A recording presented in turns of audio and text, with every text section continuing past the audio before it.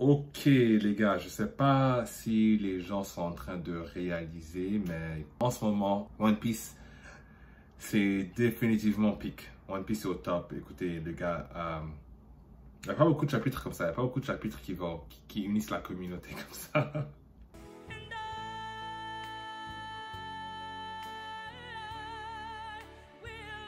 Les gars. Ouf! Je sais pas trop quoi en penser. Écoutez, c'est ma réaction à chaud. Il va falloir que je relise le chapitre plusieurs fois, mais juste même avant qu'on touche à la fin du chapitre, j'étais là à me dire, Elbaf, c'est incroyable. En termes de world building, en termes de lore, j'étais à fond, j'étais investi. Tu me parles des autres flashbacks, tu as une partie de moi qui est toujours là à me dire, oui, mais comment est-ce que ça, voilà, comment est-ce qu'on va toucher à notre histoire, comment est-ce qu'on va toucher au problème de l'arc, comment est-ce qu'on va toucher à Luffy, au personnage qu'on connaît. Mais celui-ci, j'étais à 100% investi. Le roi Harald, incroyable. La mère de Loki, this freaking... Vous finissez ma phrase, d'accord? J'ai jamais vu ça. On a eu des papas comme Daddy Vinsmoke. On a eu des papas comme fucking Kaido qui même lui respectait les pronoms de Yamato. Et t'as la mère de Loki qui, voilà, elle prend le titre. Elle prend le titre du père parent de One Piece. Judge, par sa propre admission, avait avoué qu'il ne pouvait pas tuer Sanji, donc c'est pour ça qu'il l'avait emprisonné, et après l'a laissé partir. Mais là, tu as un autre niveau de détestable, tu as vraiment un autre niveau de ignoble. C'est raw, tu ne réalises même pas ce que tu lis. Et si on parle de Loki real quick, qui est vraiment la star du chapitre, en vrai, de vrai, c'est sans flashback, alors donnons-lui son crédit. Un personnage absolument tragique. On voit les parallèles avec Kaido, la manière qu'il a essayé de s'enlever la vie, mais chez lui, il y a, voilà, on ressent une réelle souffrance, tu vois. Le thème du suicide est beaucoup mieux. Oda aborde le thème du suicide beaucoup mieux avec Loki qu'avec Kaido, où est-ce qu'on a eu vraiment... Avec Kaido, on a quand même eu des points manquants. Je trouve qu'avec Loki, c'était incroyable. Le mec, à quelques mois, avait abandonné à l'amour, le concept de l'amour, ce qui est bien évidemment faux.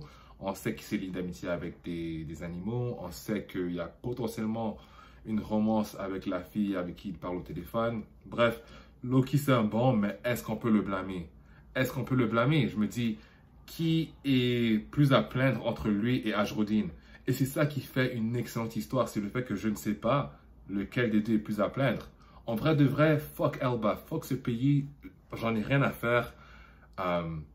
Donc, autant j'aime le roi, c'est quoi son nom, putain? Au moins j'aime le roi, c'est pas Riku.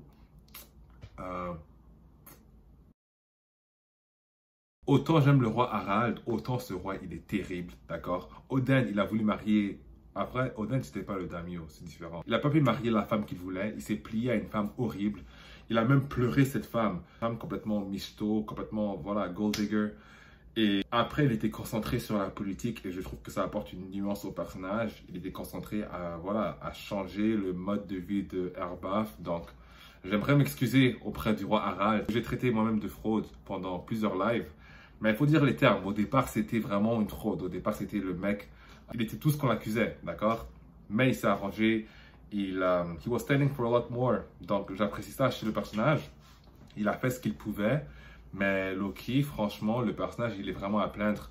Le pacing du flashback, il est excellent, d'accord? Oda nous dit ce qu'on a besoin de savoir, ok? Il va pas perdre notre temps avec des personnages annexes à la style roi Bekori, hein?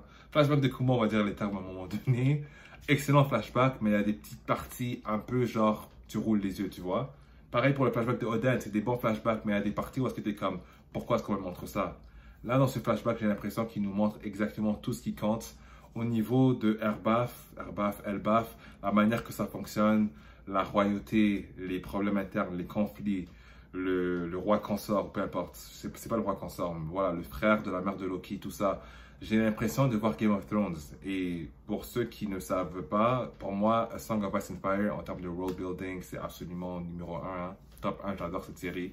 Et je parle des livres en vrai. Le show, c'est notre histoire.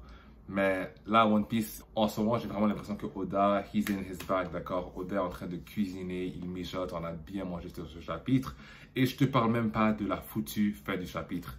Mais avant de parler de la fin du chapitre, on nous dit qu'il y a la Galila Company, d'accord? Fort probablement les légendes qui ont inspiré l'équipe de Poli, des charpentiers, des géants hyper badass, qui ont disparu mystérieusement, d'accord? Et Ja Rule, je vous ai dit que Ja Rule c'était mon gars, hein, mon gars sûr. Ja Rule est en train d'expliquer comme quoi il y a peut-être eu une altercation avec le gouvernement mondial. Donc, grosse hype pour le GM, les fans du GM, levez-vous, hein. Est-ce que c'était les Chevaliers Divins, le Gorosei, Im? Est-ce que c'est ça le combat qui a causé des cicatrices aux doyens? C'est vraiment très intéressant tout ça. Je sais qu'il y en a qui vont me dire que c'est les amiraux. Écoutez les gars, j'adore les amiraux, mais je suis pas sûr que ce soit eux, hein. Je suis pas sûr que ce soit eux. Je pense que si ça avait été eux, ils nous l'auraient juste dit, mais c'est resté ambigu. À moins que j'ai sauté une page, ce passage est resté ambigu parce qu'on nous parle de Im-sama, probablement. Donc ce passage-là était vraiment très intéressant. Du coup, on arrive à la fin du chapitre et on nous montre le personnage dont tout le monde attendait. Et je suis vraiment désolé, ça me fait mal de le dire. Mais écoutez, mon gars, Barbe Blanche, he might not be that guy. Hein? He might not be that guy. En vrai, de vrai, je le savais, vous avez vu mon classement. Mais une petite partie de moi espérait qu'il aurait pu l'être. Non, c'est clairement Xebec, les gars. C'est clairement Xebec, le plus puissant de sa génération. Peut-être même plus fort que Ima. J'ai vu ce gars-là, je vous dis. Barbe Noire, j'ai toujours aimé son design. Mais là, tu as la version baraquée, tu as la version costaud, en santé, un vrai pirate. Tu sens la puissance de ce mec. Tu sens, genre, le design, c'est un 10 sur 10. Et franchement, pour mon propre agenda personnel, hein, parce que si Barbe Noire, si Barbe Blanche ne peut pas être numéro 1, j'espère qu'il est numéro 2. Je prie pour que Garp ait quelque chose à voir avec la défaite de Xebec. En vrai, de vrai, je le crois sincèrement. Mais là, ça devient encore plus important pour moi parce que ce Xebec-là, il est vraiment... c'est un autre type de bête, d'accord? Et je vois déjà arriver, the slander is gonna start. Les amiraux vont s'en prendre plein la figure, bien évidemment. Écoutez, c'est pas une histoire de amiraux versus pirates. Il faut juste comprendre que Oda, il introduit Xebec, il veut te le hyper, d'accord? Donc, il va pas te dire il a vaincu un vice-amiral, il va pas te dire il a vaincu un queen, hein, un feat que Sanji vient juste de compléter. Il se dit clairement le mec a vaincu un amiral. Pour que tu comprennes que le mec, il est différent, d'accord? Vaincre un amiral, c'est un feat qu'on n'a pas encore vu dans l'histoire. Techniquement, on va parler de Akainu et Green Bull.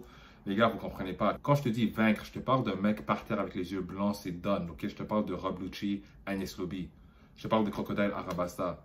On a vu des amirals en difficulté, on a vu Aokiji, on a vu Akainu, Marineford. Moi, je te parle de vaincre un amiral. Bien qu'on ait rencontré des personnages capables de le faire, hein. Faites-moi pas dire ce que je n'ai pas dit. Je pense que Shanks, carrément, Shanks aurait appris la vie à Aramaki. Là, Oda essaie de passer un statement que Xebec, c'est pas n'importe qui, d'accord? Il a vaincu un amiral. Et là, la question, c'est quel amiral? Est-ce qu'il est toujours là? Est-ce qu'on le connaît? Je vais dire les termes, hein.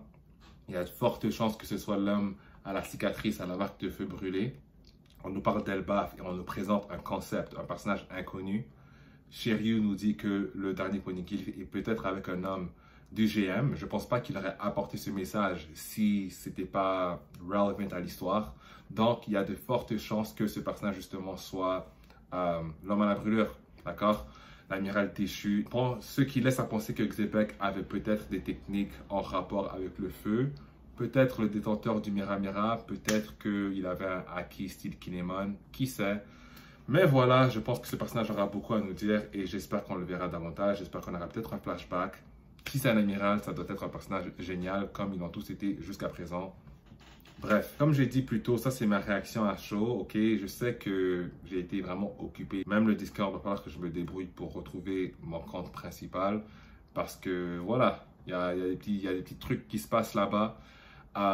Les gens qui veulent me suivre sur Instagram, je suis en train de cook un comic, une fanfic si tu veux, Mihawk versus Katakuri et King. C'est dans le laboratoire et parfois je partage des sneak peeks sur mes stories Instagram. Donc le lien sera en bio. N'hésite pas à t'abonner à la chaîne.